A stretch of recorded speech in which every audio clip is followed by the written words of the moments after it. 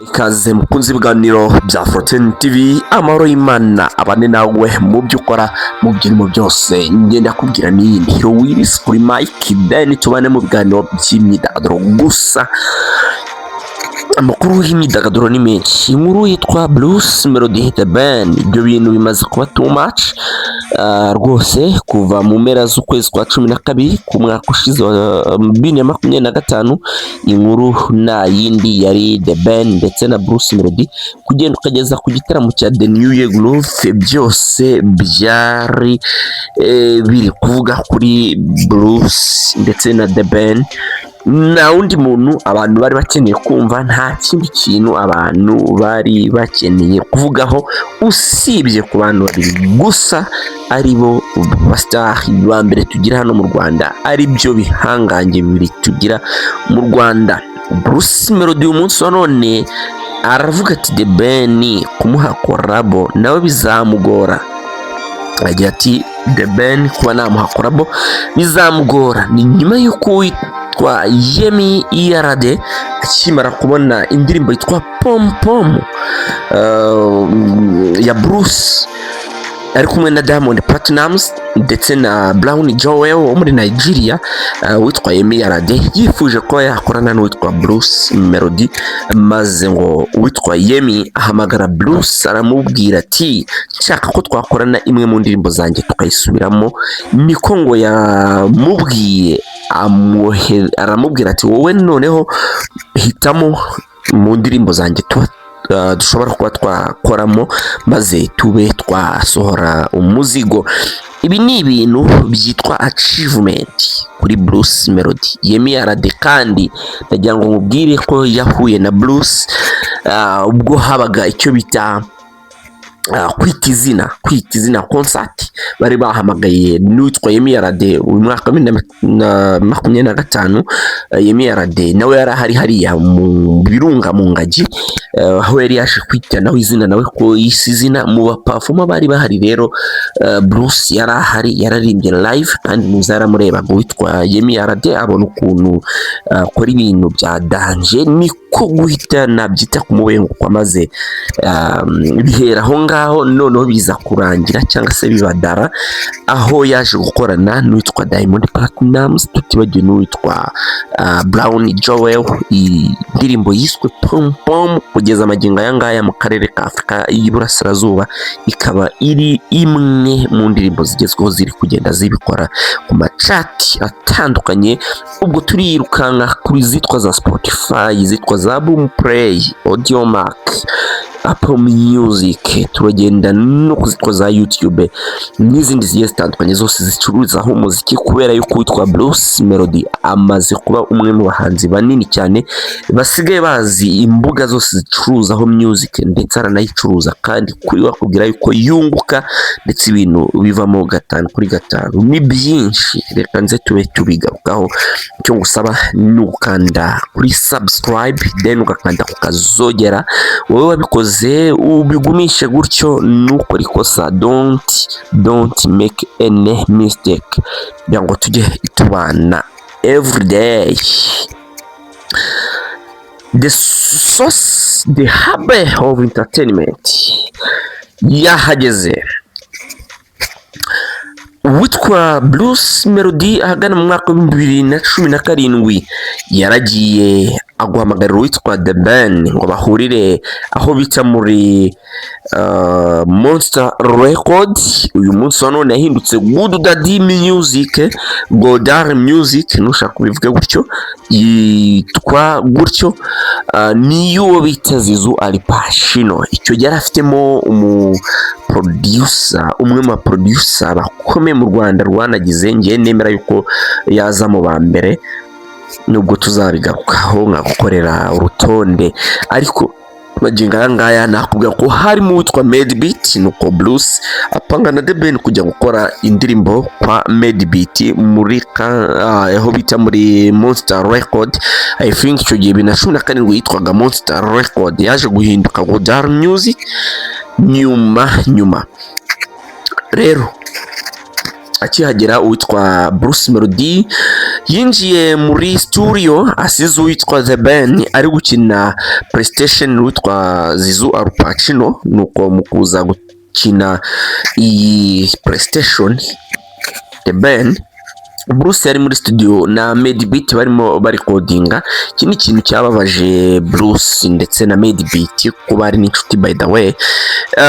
Uwo bita The Ben waje ngo kuryoherwa n'umukino witwa PlayStation kubera yuko ari umwe mu mikino yamubase, byabaye ngombwa yuko The Ben aba aretse kujya kuri kodinga, ndetse Bruce Melody arambiwe ari muri studio asohotse asanga The Ben akiri gukina PlayStation, byatumye hita yivumbura aragenda. kubwo kugeza amagingo aya ngaya icyitwihangana ryahise rikomeza, icyitwihangana cyahise kizamuka.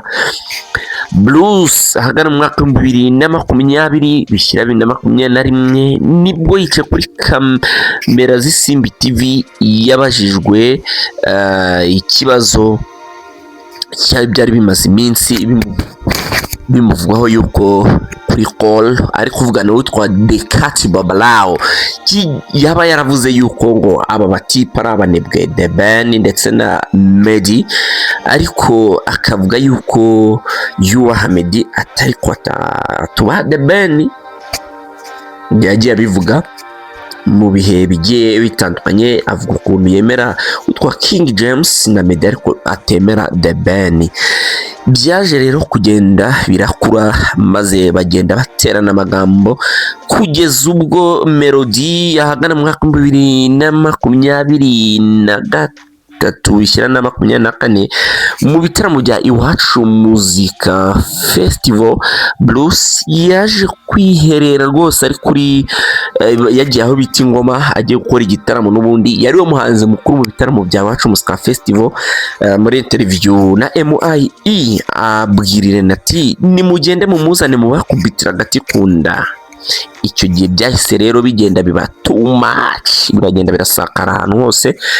Bruce aragenda aravuga ngo yihenuye kuri The Ben, ngashaka kumukubita agati kunda. The Ben yaje gushyuha mu mutwe, nuko ahagana mu mpera z'2025 ategura icyitwa Battle abinyujije muri The New Year Groove, igitaramo ategura kuri tariki ya mbere z'ukwezi kwa mbere umwaka ugitangira. Iki gitaramo navuga yuko yagishimuse ku cyitwa The East African Party cyategurwaga na EAP East African Promoters ya Bubu umwite Mushoma Joseph. Nawe nubwo avuga yuko bashaka kumushimutira igitaramo, ariko nyine I think nawe yaragishimuse kwa Bubu. Amagingo yanga rero ngubwira nuko igitaramo cyaje kuba mu gihe cyari kiri kuba uwitwa Bruce koko yafashe agataga kubita kunda ya The Ben, ndetse na nubwo bivuga ko ari agatako yazanye cyitwa ingigara kubita. Ibyo byagiye bivugwa na bamwe mu influencers, bamwe nagiye nkubwira niba arakora ikiganiro hano warabikurikiye, niba utarabikurikiye it's fine, wabyumvishe n'uwabyumvishe nyine tu.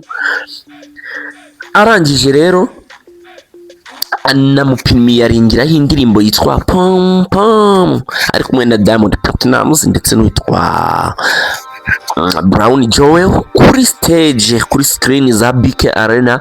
Yayipimiyarinze ari kumwe n'uwo bita Adesope, ni umwe mu influencers bakomeye cyane mu gihugu cya Nigeria, ariko nyine wibera mu gihugu cyitwa Ubwongereza. Umwe mu bamufasha gupromotinga ibihangano bye harimo nuko yamufashije no gupromotinga mu bimwe mu bihangano birimo no kuri iriya album yitwa Colorful Generation aheruka gusohora. Rero witwa The Ben yabaye akubitwa agati kunda. Nyuma Bruce yaje ngo guhamagarwa n'uwitwa Yemi Alade from Nigeria. Benshi muramuzi, mwamumenye mu ndirimbo zirimo nka Bam Bam, ayitwa Africa ari kumwe na Sauti Sol. Mwagiye mumumenya mu ndirimbo nyinshi cyane, harimo izo yakoranye n'ibindi birangire bitandukanye. kandi akaba ari umwe mu bahanzi b'ibyamamare ku isi yose. Rero uyu Yemi Alade wamuhamagaye akamuporopoza ko bakorana indirimbo, byaje kuba bibi bitangaza kuri Bruce Melody kugeza naho Yemi amwihamagarira ikirangirire muri Afurika. Akaba ari umwe mu bagore bagira ngo muri 2 cyangwa 3 ba mbere bakaze muri Afurika. Ibyo byo ntabwo mbikubeshyamo, kubera ko tuvuze ngo witwa Angelique Kidjo number 1, number 2 tukavuga ngo witwa Tiwa Savage, tukavuga na number 3 witwa Yemi Alade. Ntabwo twaba tubeshya aho ngaho, twaba tubikoze neza cyane. Rero witwa Bruce nyuma nanone yaje kugaragara nyuma y'ibi byose avuga ati The Ben ntabwo ikihutirwa uko ngiye dukorana ya ndirimbo yanze ko dukorana, ahubwo ati we nakora indirimbo we wenyine. Uyu munsi wa none Bruce bisa nkaho yazinutswe korabo ya The Ben, gusa nubwo bajya babivuga rimwe na rimwe yaba ari The Ben cyangwa Melody bavuga ati why not tutabikora. Impamvu yabiteye irazwi, ariko why not today tutakora icyo bita akazi, tutakora umuzigo. Still now the fans are waiting for the collaboration between The Ben and Bruce. Ubwo rero uko byifashe nuko bihagaze magingo aya ngaya. Bruce Melody yamaze kuvuga yuko atahakora The Ben, niko bimeze. Ariko kandi biri kuvugwa ko Bruce nyuma yuko asohoye Munyakazi, The Ben agasohora yitwa Indabo Zanjye, Bruce agashyira yitwa Pompomo. Nyuma yaho bivuga ko agiye gukora indirimbo isubiza The Ben, mu gihe ateganyijwe ko kandi azakora indirimbo yitwa Nyabugogo, yasabwe n'umwe mu bafana bibera ahitwa i Nyabugogo, kandi akaba ateganyije n'indirimbo ye ari kumwe na Yemi Alade n'amakolabos menshi cyane yagiye amuvugwaho. Byose reka tubitege amaso turebe uko byifashe. Iyi ni Afro10 TV, twebwe tuhaba ibihe byose ku myidagaduro gusa, ariko rwose mbateguza yuko mu minsi iri imbere mube mwiteguye tugiye kuba streamingira yitwa live. Ni iki se tugiye kuba streamingira? Mukomeze mwitegereze, mwebwe muzayibona iri kuba live tugiye kuba streamingira, mube mwiteguye. Iyi ni Afro10 TV, Astra Vista.